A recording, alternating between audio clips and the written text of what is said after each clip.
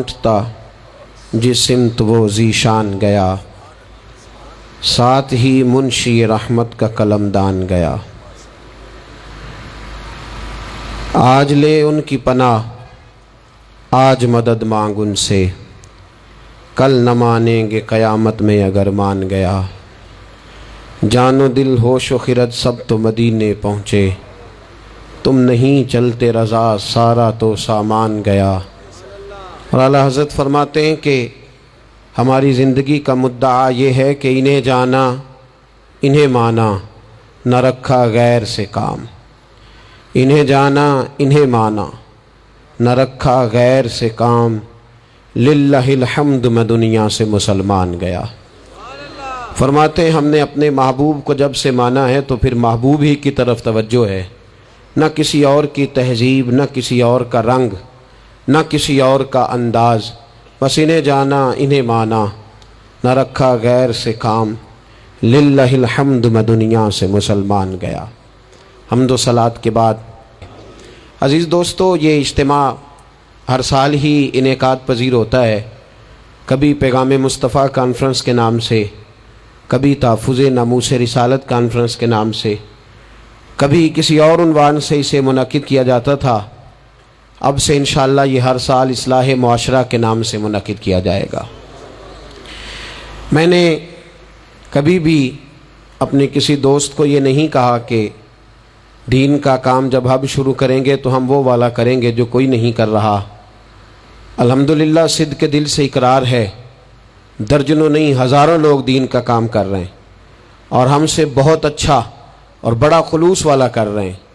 ہم جو کچھ کرنا جا رہے ہیں، ہم تو صرف جناب یوسف کے خریداروں میں اپنا نام لکھوانے جا رہے ہیں۔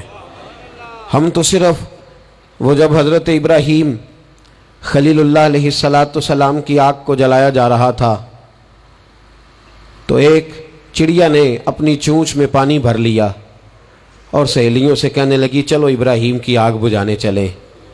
کہنے لگی تیری میری چونچ سے کیا بنے گا، وہ تو ہزاروں مربع بیل میں پھیلی ہوئی آگ ہے۔ اس نے کہا مجھے یہ نہیں پتا کچھ بنے گا کہ نہیں بنے گا، میں تو حضرت ابراہیم کے عقیدت مندوں میں نام درج کروانا چاہتی ہوں۔ وہ چڑیا چونچ کا پانی لے کے پہنچی، جیسے ہی اس نے پانی چھوڑا اللہ نے فرمایا یا نار کونی بردم و سلاما علی ابراہیم، اے آگ تو ٹھنڈی ہو جا۔ پانی تو چڑیا کی چونچ سے نکلا، آگ تو اللہ ہی بجھاتا ہے، وہی بجھانے والا ہے۔ چڑیا رو کے کہنے لگی یا اللہ تیرا شکر ہے، میرا قطرہ بھی قبول ہو گیا ہے۔ میرا قطرہ، ہم اپنا قطرہ ڈالنا چاہتے ہیں۔ ہماری رائے یہ ہے کہ کسی کے کان سے ہماری آواز ٹکرائے تو اللہ اس کے دل کو ہدایت عطا فرما دے۔ ہم اس جذبے کے ساتھ، اس شوق کے ساتھ، اس درد کے ساتھ میرے عزیز صبح سے لے کر کے یہاں تشریف فرما تھے۔ کئی دنوں سے بڑی جد و جہد تھی، بڑا کچھ تھا، اور دین کا اپنا ایک رنگ ہے۔ اس میں سب سے قیمتی جو اجر ہوتا ہے وہ تانے اور تنقید کا اجر ہوتا ہے۔ اور میں اپنے دوستوں کو اکثر کہتا ہوں جے کر محبوب دے نام دا ملے مینا، انہوں چولی پا لئیے پنجے سٹیے نا، تے جے کر یار دے نام دی ملے سولی تے جھوٹا جھوٹ لئیے پچھاٹیے نا۔ اصلاح معاشرہ ہم کیا کریں گے؟ محبوب کریم صلی اللہ علیہ وسلم دستور دے چکے، منشور دے چکے، ارشادات فرما چکے، سارا کچھ میرے حبیب کریم صلی اللہ تعالی علیہ وسلم پہلے بیان کر چکے۔ ہم سنا کرتے تھے کہ لوگ سیاسی لوگوں کو اہمیت دیتے ہیں اور آج لوگ مذہب کی طرف توجہ نہیں کرتے۔ میں تو اس اجتماع کو دیکھ رہا ہوں تو یہی سوچ رہا ہوں کہ بڑے شوق سے سن رہا تھا زمانہ، ہم ہی سو گئے داستاں کہتے کہتے۔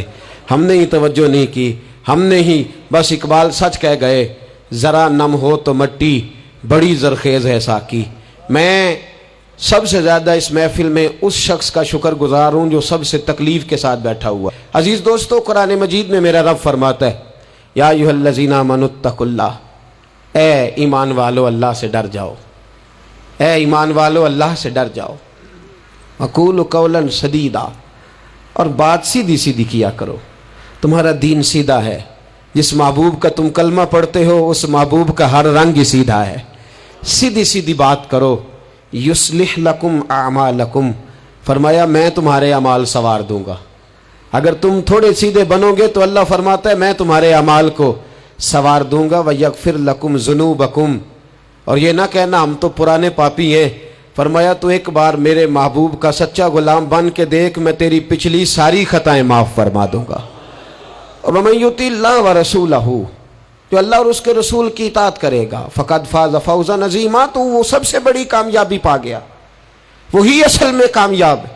میری ملت, میرے دوست, میرے بزرگ, میرے بھائی, بالخصوص نوجوان دوستو, میں کئی دفعہ اپنے دل سے پوچھ چکا ہوں, اور یہاں سیڑھیاں چڑھتے, گھر سے تیار ہوتے, یہاں تک آتے, میں نے کئی دفعہ اپنے آپ سے پوچھا ہے کہ ابھی بھی سوچ لے, مجمع کئی دفعہ لگتے ہیں, کئی دفعہ بکھرتے ہیں, دیکھ لینا دین راہبر ہونا چاہیے, اپنے مقاصد کے حصول کی سیڑھی نہیں ہونا چاہیے. میں بار بار اپنے دل کو وضو کرا رہا ہوں کہ میں وہی بات کروں جو میرا دل اس کا ساتھ دے. ایک درد ہے, ملت کا جوان بکھر گیا ہے. میرے محبوب کریم صلی اللہ تعالی علیہ وسلم کے دین کے ساتھ جو آتا ہے مذاق کر کے گزر جاتا ہے. یہاں بڑے بڑے لیڈر, بڑے بڑے سیاستدان اور بڑے بڑے سرمایہ دار دین کو اپنے مقاصد کے لیے استعمال کرتے ہیں. مسجدیں آبادیوں کے اندر بھی ویران ہے. میرے دوست, تہذیب میرے نبی کی سب سے اچھی, لیکن لباس غیروں کا سب سے زیادہ بکتا ہے. بیٹی عزت اس کو میرے رسول عطا فرمائیں, لیکن وہ حضرت فاطمہ کے طریقے پر چلنا پسند ہی نہیں کرتی. کوشش ایک یہ ہے کہ چلو میں آپ سے بات کروں, آپ مجھ سے بات کریں, تھوڑا تھوڑا سوچیں تو صحیح ہماری نجات کدھر ہے, ذرا دیکھیں تو صحیح ہم راہ راست سے بھٹک تو نہیں گئے. میرے دوست, سب سے پہلی بات اپنی ملت کے جوان سے جو کرنا چاہتا ہوں, اور سب سے پہلی بات اپنے ملت کے بزرگ سے جو کرنا چاہتا ہوں, میں گزارش کرنا چاہتا ہوں سرمایہ دار سے, اور میں گزارش کرنا چاہتا ہوں اس شخص سے جو اینک لگا کر کے سوچتا ہے. میں آج سب سے پہلے درد سے بات یہ کرنا چاہتا ہوں, میرے بزرگوں, لوگوں کو دولت میں ناپنا ہمیں چھوڑ دینا چاہیے. ہمیں اب سرمایہ کی اینک اتار دینی چاہیے. غریب کی رسوائی اس کے کردار اور اس کے افکار کی وجہ سے نہیں, تیری دولت نے تیرے عیب چھپا رکھے ہیں, اور میری غربت نے کیا مجھ کو زمانے میں بدنام.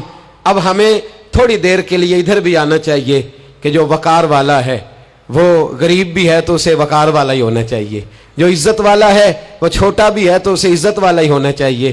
میرے رسول پاک صلی اللہ علیہ وسلم نے غریب کو عزت اس طرح سے دی تھی, محبوب نے وقار اس طرح سے دیا تھا کہ جب حضرت سلمان فارسی سے لوگوں نے کہا تھا تیرا تو یہاں گھر ہی کوئی نہیں, تیرے پاس تو پیسے ہی کوئی نہیں, تیری تو برادری کوئی نہیں, تو میرے رسول پاک نے دور کھڑے حضرت سلمان فارسی کو بلایا اور ممبر کے قریب ان کا ہاتھ پکڑ کے کہا, خبردار امت والو, میرے غریب پر تان نہ کرنا, کسی کی برادری کو نہ کوسنا. سلمان منا اہل البیت, فرمایا سلمان کو آج سے میں نے اپنی اہل بیت میں شامل فرما لیا ہے. اب یہ